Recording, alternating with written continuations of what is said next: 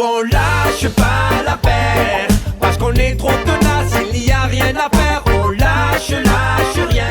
Bonjour, lundi 28 février, un petit retour sur le CSE avec quelques sujets importants.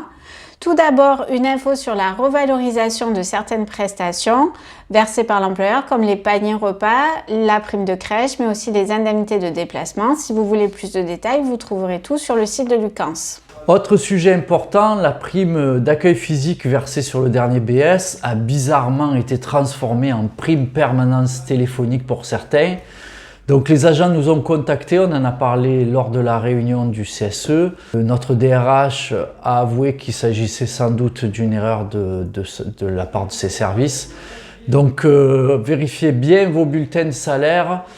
Si vous voulez qu'on intervienne, vous le savez, on est là. Encore plus important, fin du PCA et donc du télétravail hors protocole au 6 mars et réouverture progressive des accueils à partir du 14. Nous avons demandé d'entrer le maintien des agents de sécurité sur tous les sites car vu les délais de traitement et les difficultés pour joindre la plateforme téléphonique, on imagine que la situation risque d'être difficile pour nos copains des accueils. Le responsable des accueils, qui est aussi élu SNFOCOS au CSE et anciennement secrétaire du CHSCT, aurait donc déposé un scénario sur le bureau du sous-directeur de l'accueil et des revenus de substitution. On va garder les rendez-vous, mais tenez-vous bien, à côté de ça, seulement du libre-service.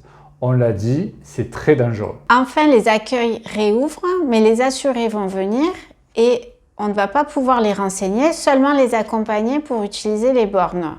Comment on va faire quand un assuré ne voudra pas partir tant qu'il n'aura pas eu la réponse ou au moins la transmission de sa réclamation? Cela est d'autant plus inquiétant que désormais l'outil Eptica permet de filtrer et de bloquer les mails menaçants et insultants des assurés, mais aussi les mails indélicats. Donc insultants, menaçants, ok, on comprend. Indélicats, comment va-t-on décider si le mail est indélicat ou pas? Cela va loin et cela risque de faire encore augmenter les tensions. Les assurés galèrent pour être payés ou même simplement pour avoir une réponse. Et là, parce qu'ils ont été juste indélicats, on va mettre leur mail en indésirable, en spam. Donc ça va être encore plus chaud dans les accueils. Pour couronner le tout, c'est ce même syndicaliste qui, l'après-midi du CSE, a averti les agents d'accueil à 16 h qu'ils devraient reprendre le téléphone ce lundi matin. Et qui a également informé les agents d'accueil qu'il n'y aurait pas de vigile maintenu sur tous les sites. Bon, bizarrement, il était présent à la réunion CSE, mais on n'a pas trop entendu sa voix. Il est resté un peu discret sur ces sujets. À mon avis, il avait plusieurs casquettes, il ne savait pas trop comment jongler avec. Est-ce que je m'exprime en tant que syndicaliste, en tant que responsable des accueils, en tant que...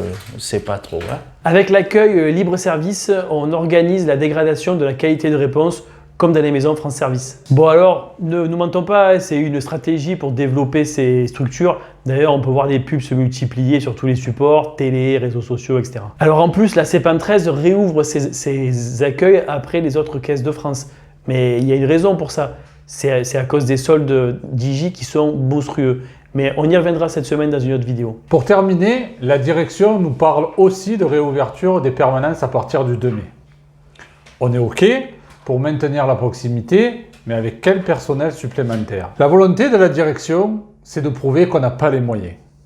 L'ordre du jour de la réunion était chargé, donc vous restez connectés. Dans la prochaine vidéo, on parle du vote du CSE, de l'embauche d'intérim qui vont traiter des IG. À très bientôt, et vous le savez, on lâche rien. Nous on lâche pas l'affaire. Quoi? Ils vous ont fait voter l'embauche d'intérimaires pour traiter les IG maladies? Alors il y a dû y avoir une levée de boucliers parmi les syndicats au CSE. Tu crois? Eh ben tu verras ça sur la prochaine vidéo de la CGT.